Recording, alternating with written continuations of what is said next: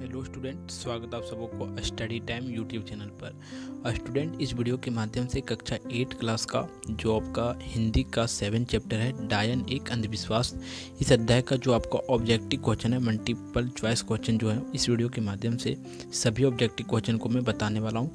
तो आप वीडियो को ध्यान से देखिएगा और वीडियो को लास्ट तक जरूर देखिएगा। और अगर आपको कोई भी क्वेश्चन में कहीं भी प्रॉब्लम होता है तब आप कमेंट जरूर कीजिएगा, आपके कमेंट का रिप्लाई में देने का प्रयास करूँगा। तो चलिए देखता हूँ फर्स्ट क्वेश्चन क्या कहता है। फर्स्ट क्वेश्चन की ओर बढ़ते हैं। देखिए, कहा जाता है कि डायन एक अंधविश्वास पाठ्य के लेखक हैं कि ये अध्याय जो है इसका लेखक कौन है। तो इस अध्याय का लेखक जो है सो दीनानाथ सिंह है। ठीक है, अगला क्वेश्चन है, इसका समझिएगा। कहा जाता है कि कहानी किस विषय पर आधारित है। ये कहानी जो है या कविता जो भी है ये किस विषय पर आधारित है। ये अंधविश्वास पर आधारित है। ठीक है, डायन एक अंधविश्वास, यानी कि लोगों पहले जो इसको क्या करते थे कि जो लोग बुजुर्ग हो जाते थे उसे डायन कह देते थे। ठीक है, तो ये अंधविश्वास की बात है और ऐसा मानना था उन्हें कि डायन ही जो है सो सभी लोगों का मृत्यु का कारण बनता है। ठीक है, लेकिन ऐसा बात नहीं है, ये अंधविश्वास था जिन्होंने जो है सो लेखक जो है सो इस अंधविश्वास को इस अध्याय के माध्यम से हटाने का प्रयास किए। ठीक है, और हमें जागरूकता फैलाने का प्रयास किए हैं। और इस अध्याय को पढ़ने के बाद आप भी और समझने के बाद जो सो आप भी ये सब बातों पर कभी भी भरोसा नहीं कीजिएगा कि डायन जैसी कोई चीज़ होती है। ठीक है, अगर आप इस अध्याय को रीडिंग करना चाहते हैं तब इसका वीडियो के डिस्क्रिप्शन में लिंक दिया हुआ है, आप वहां से इस वीडियो को देखने पर जरूर देखिएगा। अब देखिए, आपका थर्ड नंबर का क्वेश्चन है।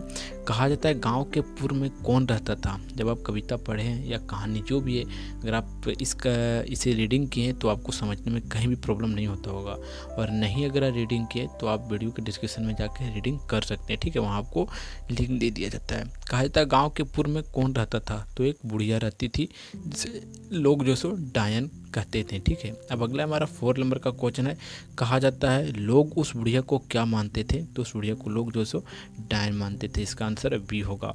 अब अगला हमारा 5 नंबर का क्वेश्चन है। कहा जाता है बुढ़िया के परिवार में कौन नहीं था। तो उसके पति नहीं थे, उसके पति जो सो क्या हुआ था, मर चुका था। ठीक है, अब अगला हमारा 6 नंबर का क्वेश्चन है। कहा जाता है कि बुढ़िया के बेटे की मृत्यु कैसी हुई थी, कि उनका जो पुत्र था उनका पुत्र का मृत्यु कैसा हुआ था। तो उनका पुत्र का मृत्यु जो सो सांप के काट लेने के कारण से उनका मृत्यु हो गया था। ठीक है, अब अगला हमारा 7 नंबर का क्वेश्चन है। देखिए क्या कहा जाता है। कहा जाता है गाँव के लोग डायन से क्यों डरते थे। क्यों डरते थे समझिएगा। कहा जाता है उसे दोषी मानते थे, इसी कारण से लोग जो सो डायन से लोग डरते थे। इसका आंसर सी होगा। अब अगला हमारा 8 नंबर का क्वेश्चन है, समझिएगा क्या कहा जाता है 8 नंबर का क्वेश्चन में।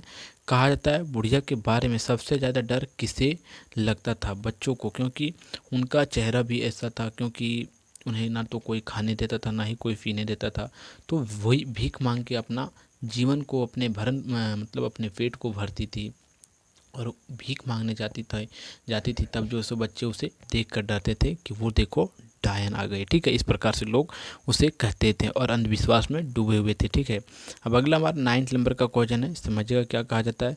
कहा जाता है बुढ़िया का व्यवहार कैसा था। उनका व्यवहार जो सो शांति और दयालु का था। ठीक है, अब अगला हमारा 10 नंबर का क्वेश्चन है।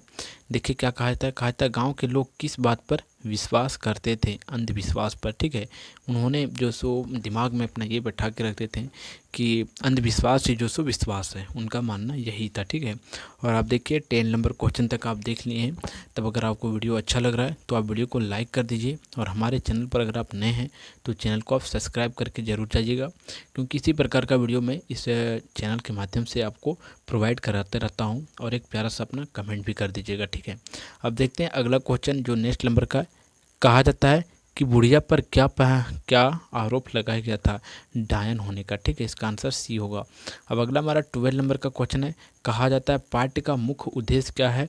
पाठ्य का मुख्य उद्देश्य यही है कि अंधविश्वास पर प्रहार करना, अंधविश्वास को पूरी तरह से हटाने का इसका प्रयास किया गया है इस अध्याय के माध्यम से। ठीक है, अब अगला है। कहा जाता है 13वां नंबर का क्वेश्चन है कि गाँव के लोग बुढ़िया से कैसा पेश आते थे। उनसे जो है सो एक सम्मान की तरह या उपेक्षा की तरह घृणा करते थे। ठीक है, उनसे। अब अगला हमारा 40 नंबर का क्वेश्चन है, समझिएगा। कहा जाता है बुढ़िया के लिए सबसे बड़ी पीड़ा क्या थी। उनके लिए सबसे बड़ी पीड़ा यह थी कि समाज के लोग उसे नफरत करते थे और समाज में उनका जो सो इज्जत नहीं दिया जाता था। उन्हें डायन करके लोग बुलाते थे। ठीक है, अगला 15 नंबर का कहा जाता है बुढ़िया की मृत्यु कैसी होती थी। कैसी होती थी, उन्हें जो सो मार दिया जाता था। ठीक है, उनका मृत्यु इसी प्रकार से हो जाता था।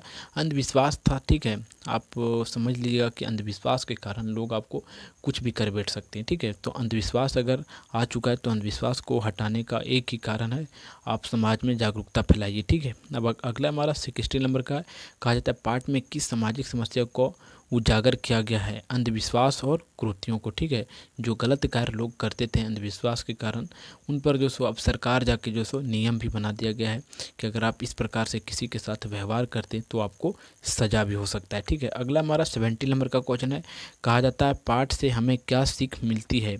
तो पाठ से हमें यही सीख मिलती है कि किसी को भी दोष देना गलत बात है। ठीक है, इसका आंसर आपको ए होता है। अब अगला हमारा 18 नंबर का क्वेश्चन, 80 नंबर का, कहा जाता है कि बुढ़िया को किस नाम से पुकारा जाने लगा था। सो पूछा जाता है, तो बी नंबर का आंसर होगा इसका डायन के नाम से। ठीक है, अब अगला हमारा 19 नंबर का क्वेश्चन है, 19 नंबर का, कहा जाता है डायन कहे जाने का मुख्य कारण क्या था। सो पूछा जा रहा है, तो अमीर थी, वह शारीरिक रूप से अलग दिखाई देती थी। ठीक है, इसी कारण से, तो इसका आंसर आपका बी होगा।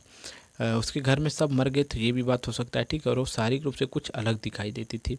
अगला हमारा 20 नंबर का क्वेश्चन है, 20 नंबर का, कहा जाता है बुढ़िया की असली पहचान क्या थी। तो उसकी अगली असली पहचान एक सामान्य स्त्री थी, वो एक समान नागरिक थी, समान गांव में समाज में रहने वाली एक स्त्री थी। ठीक है, देखिए जिसका सब मर जाता है उसे लोग जो सो समाज में इज्जत नहीं देने लगते हैं, सीधी सी बात है ये। ठीक है, और उसे लोग जो सो अंधविश्वास में आकर लोग जो सो उसे लन फन बोलने लगते हैं। ठीक है, इस प्रकार से होता है। अपने गांव में भी आप देखते होंगे कि उस प्रकार के व्यक्ति को इज्जत नहीं मिलता है। ठीक है, अब अगला हमारा 21 नंबर का क्वेश्चन है, समझिएगा 21 नंबर का क्वेश्चन में क्या कहा जाता है। कहा जाता है लेखक किसके दृष्टिकोण से कहानी कह रहे हैं। सो पूछा जा रहा है, तो लेखक जो है सो एक समझदार व्यक्ति के दृष्टिकोण से ये कहानी को कहे जा रहे हैं। ठीक है, अब अगला हमारा 22 नंबर का क्वेश्चन है, समझिएगा क्या कहा जाता है। कहा जाता है पाठ में वर्षित बासों की झुरमुट किसके घर के पास थी। बुढ़िया के घर के पास। ठीक है, इसका आंसर आपका सी होगा। अब अगला हमारा 23 नंबर का क्वेश्चन है, कहा जाता है गांव वाले किस बात को मृत्यु का कारण मानते थे। तो गांव वाले जो सो डायन की छाया के कारण से मृत्यु का कारण मानते थे। ठीक है, अब अगला हमारा 24 नंबर का क्वेश्चन है, कहा जाता है डॉक्टर दीनानाथ सिंह का लेखन किस प्रकार का है। सो पूछा जा रहा है, तो ये एक जो सो सामाजिक चेतना के भरपूर है। ठीक है, भरपूर है। अगला हमारा 25 नंबर का क्वेश्चन है, समझिएगा क्या कहा जाता है। कहा जाता है लेखक ने समाज के किस पक्ष की आलोचना की है। सो पूछा जा रहा है, तो अंधविश्वास और न्याय की जो सो अन्याय की पर आलोचना किया गया है इस अध्याय के माध्यम से। अगला हमारा 26 नंबर का क्वेश्चन है, कहा जाता है पाठ के अनुसार समाज का सबसे कमज़ोर वर्ग कौन सा है। तो सो पूछा जाता है सबसे कमज़ोर वर्ग देखा जाए तो वृद्धि और महिलाएं हैं। ठीक है, तो आंसर आपका क्या होगा, ये सी होगा। अब अगला हमारा 27 नंबर का आंसर क्वेश्चन है, कहा जाता है बुढ़िया पर विश्वास करने वाला कोई था क्या। बुढ़िया पर विश्वास करने वाला कोई था क्या, नहीं। ठीक है, इसका आंसर आपका ए होगा। अब अगला हमारा 28 नंबर का क्वेश्चन है, कहा जाता है बुढ़िया के साथ गांव वाले के व्यवहार किस भावना को दर्शाता है। नफरत और भय का। ठीक है, इसका आंसर आपका बी होगा। अब अगला हमारा 29 नंबर का क्वेश्चन है, समझिएगा क्या कहा जाता है। कहा जाता है पाठ की शैली किस प्रकार की है। सो पूछा जा रहा है, तो पाठ की शैली जो सो आपका गद्य खंड है। ठीक है, तो इसका आंसर आपका ए होगा। अब हम देखते हैं जो हमारा ये 30 नंबर का क्वेश्चन है, इसमें क्या बताया जाता है, समझिएगा। कहता है पाठ किस पुस्तक से लिया गया है। तो पाठ जो सो या पुस्तक जो सो वसंत या जो आपका भाषा मंजरी है उससे लिया गया। ठीक है, अब अगला हमारा 31 नंबर का क्वेश्चन है और इस अध्याय का लास्ट ऑब्जेक्टिव क्वेश्चन है। कहता है डायन शब्द किस चीज़ का प्रतीक माना गया है। तो यह जो सो हमारे लिए डायन शब्द जो है सो एक अशुभ का माना गया है। ठीक है, अशुभ बातें जब बोली जाती है तो डायन की बात भी वहाँ आती है। और इस प्रकार इस अध्याय का जितना भी ऑब्जेक्टिव क्वेश्चन था सभी ऑब्जेक्टिव क्वेश्चन समाप्त होता है। अगर आपको वीडियो अच्छा लगा हो तो आप वीडियो को लाइक कर दीजिए और हमारे चैनल पर अगर आप नए हैं तो चैनल को सब्सक्राइब कर दीजिए। तो फिर मिलते हैं आपको एक नेक्स्ट वीडियो में, तब तक के लिए जय हिंद।